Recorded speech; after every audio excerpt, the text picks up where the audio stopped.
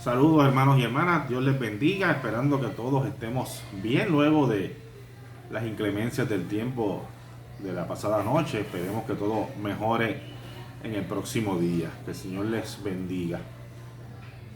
Vamos a leer el Santo Evangelio para hoy, quinto domingo después de la Epifanía. El Evangelio está escrito en el Evangelio según San Lucas, capítulo 5, versículos del 1 al 11. En cierta ocasión Jesús estaba junto al lago de Genezaret y el gentío se agolpaba sobre él para oír la palabra de Dios. Jesús vio que cerca de la orilla del lago estaban dos barcas y que los pescadores habían bajado de ellas para lavar sus redes. Jesús entró en una de aquellas barcas, la cual era de Simón, y le pidió que la apartara un poco de la orilla. Luego se sentó en la barca y desde allí enseñaba a la multitud. Cuando terminó de hablar, le dijo a Simón: lleva la barca hacia la parte honda del lago y echen allí sus redes para pescar. Simón le dijo: Maestro, toda la noche hemos estado trabajando y no hemos pescado nada, pero ya que tú me lo pides, echaré la red. Así lo hicieron, y fue tal la cantidad de peces que atraparon que la red se rompía. Entonces hicieron señas a los compañeros que estaban en la otra barca para que vinieran a ayudarlos. Cuando aquellos llegaron, llenaron ambas barcas de tal manera que poco faltaba para que se hundieran. Cuando Simón Pedro vio esto, cayó de rodillas ante Jesús y le dijo: Señor, apártate de mí, porque soy un pecador. Y es que tanto él como todos sus compañeros estaban pasmados por la pesca que habían hecho. También estaban sorprendidos Jacobo y Juan, los hijos de Zebedeo, que eran compañeros de Simón. Pero Jesús le dijo a Simón: no temas, que desde ahora serás pescador de hombres. Llevaron entonces las barcas a tierra y lo dejaron todo para seguir a Jesús. El Evangelio del Señor. Te alabamos, Señor. Que la gracia y la paz de nuestro Señor esté siempre con ustedes. También contigo. Quinto domingo después de la Epifanía, sexto domingo del año, primer domingo del mes de febrero, día en el cual se suponíamos rindiéramos cuentas a nuestra congregación, cuentas que no hemos rendido desde el año anterior dada la situación de la pandemia. Se supone que al finalizar la celebración de hoy comenzáramos con nuestra asamblea, pero tenemos que dejarla para una próxima ocasión. Este es un segundo año difícil por causa de la pandemia del COVID-19. Nuestro modo de vida cambió y no sabemos todavía hasta cuándo. No sabemos si los cambios serán temporeros o permanentes. Año que sin lugar a dudas muchos querrán olvidar, pero como ya sabemos, eso no es posible. No es tan fácil, no es como arrancar una página de un libro. ¿Qué necesita nuestro país para ser mejor?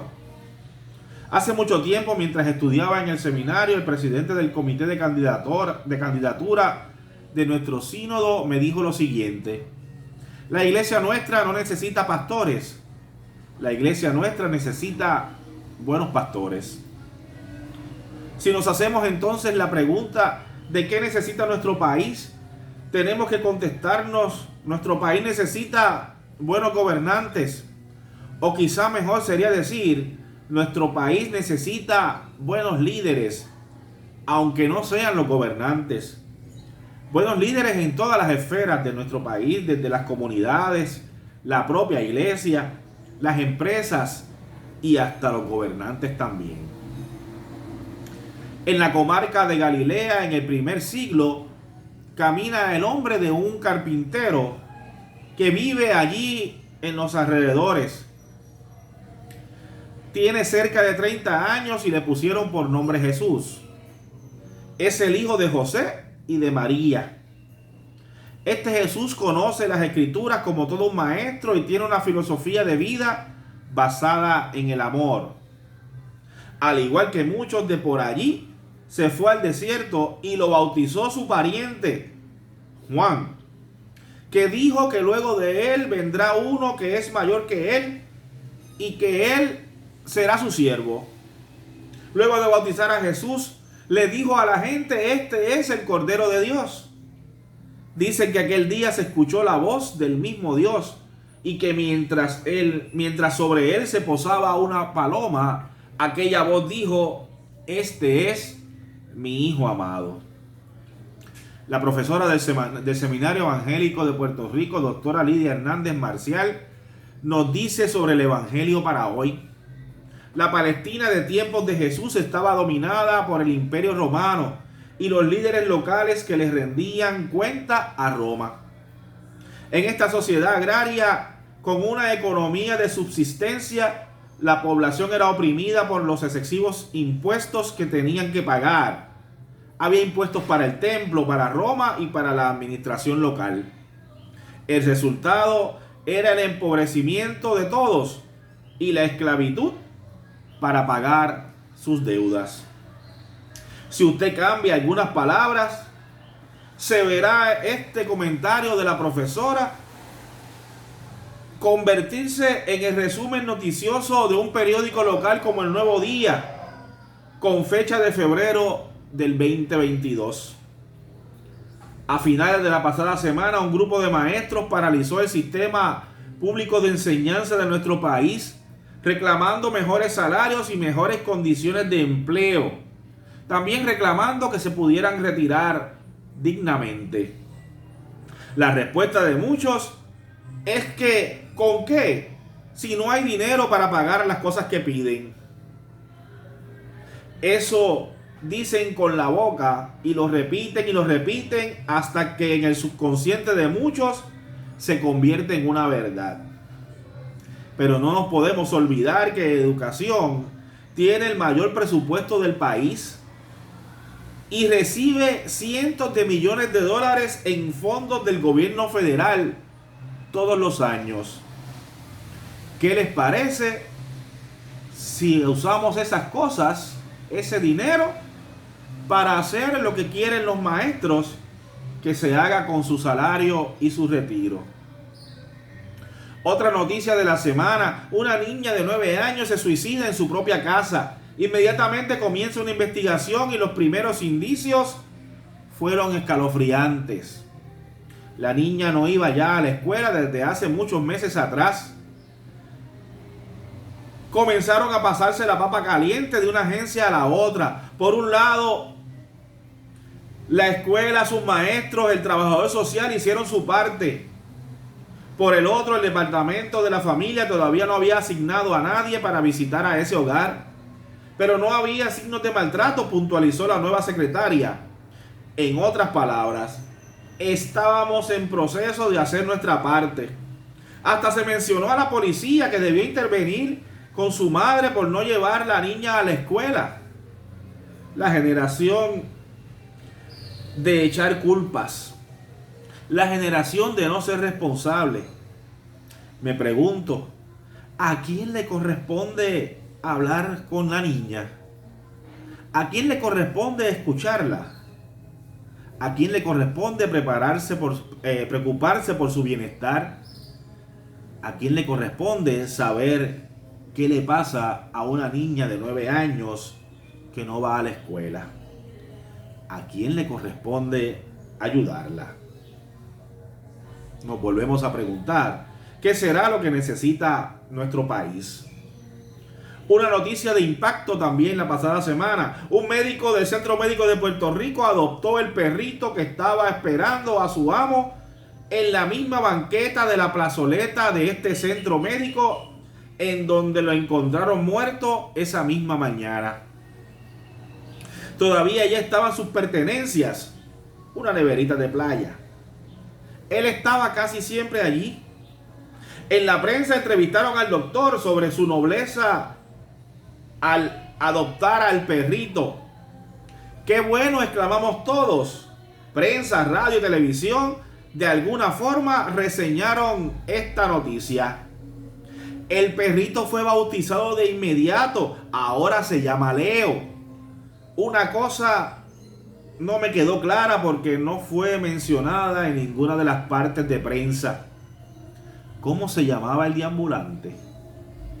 ¿Alguien lo atendió antes? ¿Desde cuándo estaba en aquel banco en la plaza del centro médico? ¿Tenía familia? Aparentemente una hermana reclamó el cadáver. ¿Recibió atención médica en el centro médico? ¿Recibió atención psiquiátrica? Tal vez alguien le ofreció ayuda, no lo sabemos. Eso se le olvidó preguntar a los reporteros. Pero sí, qué bueno por el perrito. Ahora se llama Leo y tiene un nuevo hogar. Y de seguro que de ahora en adelante Leo tendrá una mejor vida. El carpintero de Galilea un día se echó a andar por la costa del lago que estaba en su lugar de residencia. Y se dijo, ya es tiempo de comenzar a enderezar lo que está torcido. Y con voz firme pero amorosa le dijo a aquellos pescadores, vuelvan al mar y tiren de nuevo sus redes. Un intento más, seguro que valdrá la pena. Un hombre de pueblo que camina por su comarca y que ve el sufrimiento, que ve el desamor, la injusticia y la falta de unidad de propósito de su patria, se preocupa y comienza una nueva tarea: enderezar aquello que está torcido, y busca a gente de allí mismo, gente común de su pueblo, para comenzar por ahí, para comenzar por su vecindario, a poner un granito de arena en la imponente muralla por construir, a poner una piedra en el largo camino que pavimentar, a hacer lo que esté de su parte para enderezar aquello que está torcido. En su caso, lo que está torcido es el propio ser humano, y él dio todo por enderezarlo. Hasta su propia vida nos cuenta luego la historia de este carpintero que ahora se convierte en pescador. ¿Qué haremos nosotros para enderezar aquello que está torcido? ¿Qué haremos nosotros para enderezar a nuestro país? ¿Qué haremos nosotros para enderezar a nuestro pueblo que se derrumba pedazo a pedazo? ¿Qué haremos nosotros para enderezar la que es nuestra comunidad, la que es nuestra comarca? ¿Qué les parece si comenzamos a pescar? ¿Qué les parece si comenzamos por llamar a otros? ¿A uno o a dos? ¿Qué les parece 3 o 4 según nos cuenta el propio evangelio que hizo Jesús? ¿Qué les parece si los invitamos y los llevamos al mar?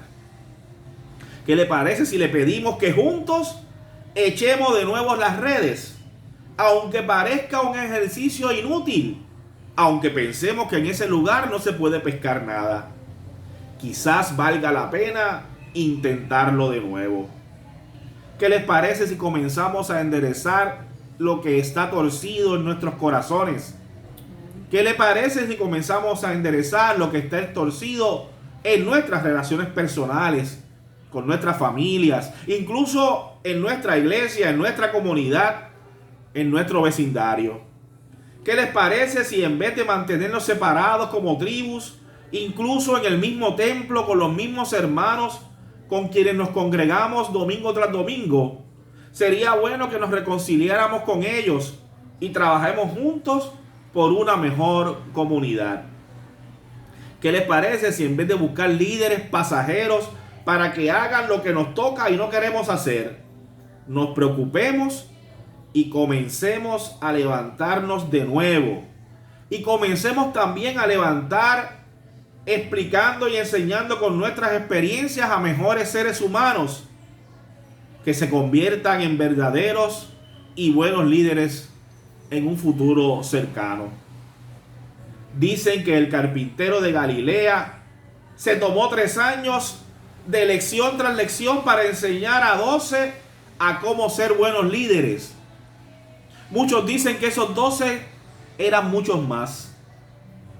¿Por qué no comenzamos a hacer lo mismo con un puñado de gente? Y comenzamos a levantar a nuevos líderes para enderezar nuestra comunidad. Es a esta generación, es a nuestra generación a la que nos toca enderezar lo que otras generaciones han dejado torcido, tanto en nuestra comunidad como en nuestra comunidad de fe, nuestra iglesia y congregación de Emanuel. Es a nosotros a quienes nos toca dejar derecho aquello que heredamos torcido, para que los nuevos líderes que se levanten de hoy en adelante puedan continuar el camino que nos pide el maestro de Galilea, el pescador, el carpintero, que caminemos junto a él. Que así nos guíe y nos ayude Dios. Amén. Que el Señor les bendiga.